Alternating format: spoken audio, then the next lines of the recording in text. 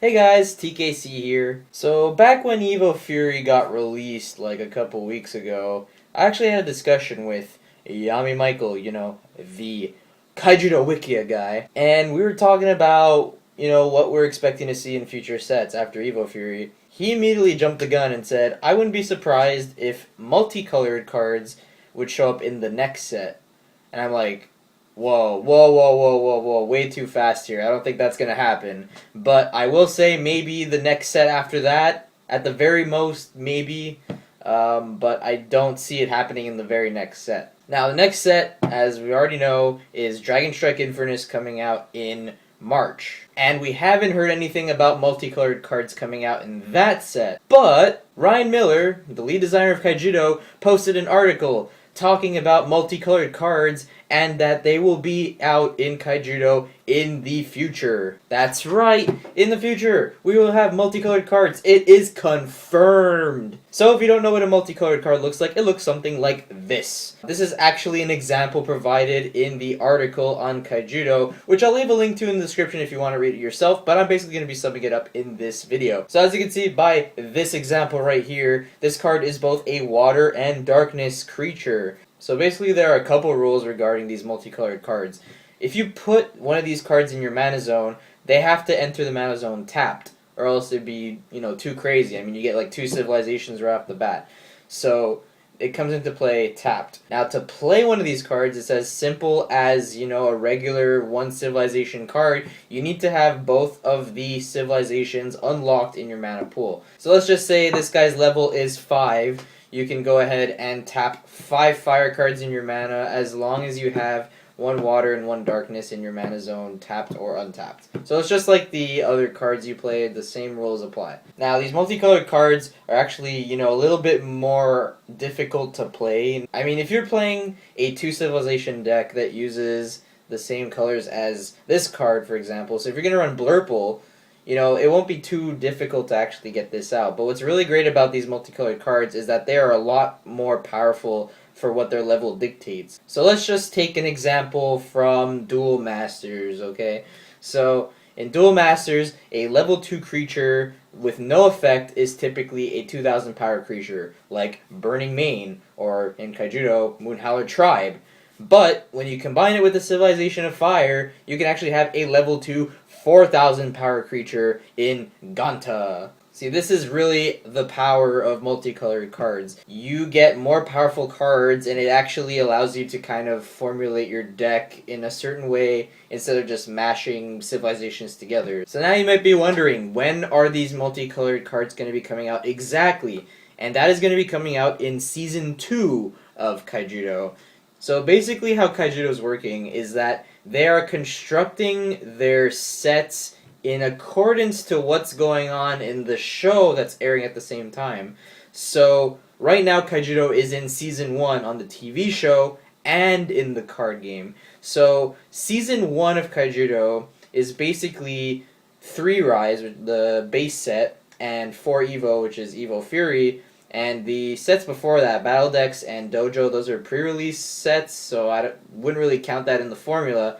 But basically, 3 Rise and 4 Evo are in the current season, and also, I believe, 5 DSI, or Dragon Strike Infernus, the 5th set, is going to be the last, or maybe the second last set of current season, which is Season 1. So once Dragon Strike Infernus comes out in March, then the set after that, most probably, is going to be the start of Season 2. If not, then it'll probably be like one little bonus set to add on to the Season 1 and just kind of complete it. Like they say in the article, a block or a season is basically 3 sets, or sometimes they add this kind of thing, kind of like the DVD extras in a movie, so it could be just like a random 4th cool edition. So if they decide to have one of those, that will be coming out in June, I guess, to end off Season 1.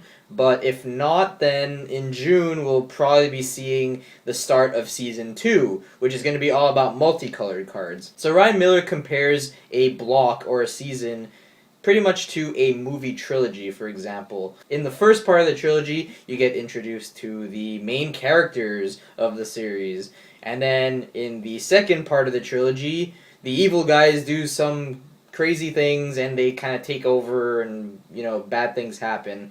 And then in the third part, the final part of the trilogy, the heroes save the day and they defeat the evil people. So they're pretty much saying that this block is going to be structured very similar to that. And believe it or not, in Magic the Gathering, it's also quite similar as well. They're currently in the Return to Ravnica block, where there's a lot of multicolored cards, and the first set has 5 combinations of 2 colors, and then the second set will fill in the remaining 5 2-color combinations, and then the last set will be all the 10 combinations combined in one, and crazy things happen from there. So I'm thinking that this Kaijudo Season 2 block is going to be very similar to that Return to Ravnica block. In the first set, we're going to be introduced to the main characters. So we're going to meet probably Tatsurion as a fire nature, obviously. And we're probably going to be getting the other main ally combinations. So the ally combinations are basically the civilizations that are next to each other in like the civilization wheel or color pie wheel in Magic, I guess. So basically the 5 combinations will be like so. You'll have light water, and then you'll have water darkness, and then you'll have darkness fire, and then you'll have fire nature, and then lastly you'll have nature light. So those are the ally combinations. But in the second set we're going to have the enemies show up, and that's probably going to be the remaining 5 dual combinations.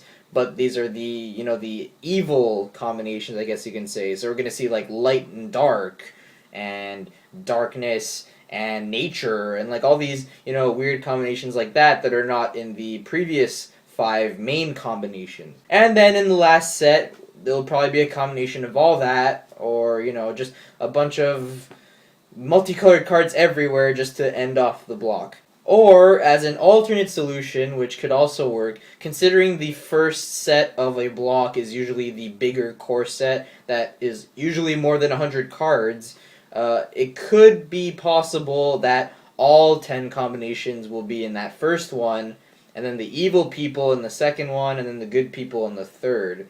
That's also another possibility, but this is just me speculating on all the different possibilities that could actually happen in Season 2 block.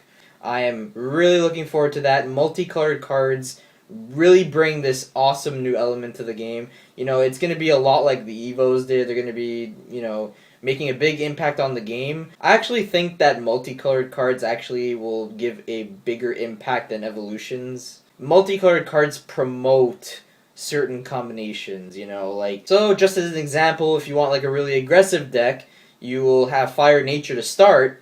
But you could also go into darkness as well, because fire also pairs up with darkness.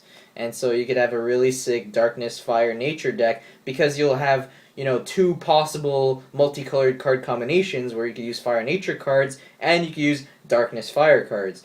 And so that brings a really awesome element to the game, kind of like evolutions, but I feel that it provides a bigger impact as far as deck building goes, because you'll actually have a main focus on what your civilizations should be, and not just be a mishmash of civilizations that could work well together, and then you just kind of plop evolutions in there that fit. Alright guys, just a little reminder, you actually have only 1 more day left to submit your Mono Darkness decks for Deck Doctor Episode 3, so get those in if you'd like to have a chance to be on the show. Also, stay tuned for another analytical kind of video coming up tomorrow. I got a really awesome question on one of my videos recently, and I feel that I have to make a video about it because it's a really interesting concept as far as deck building goes, and so I'm definitely going to bring that out tomorrow. Alright guys, this is TKC signing off. Hope you guys had a great day. See you later.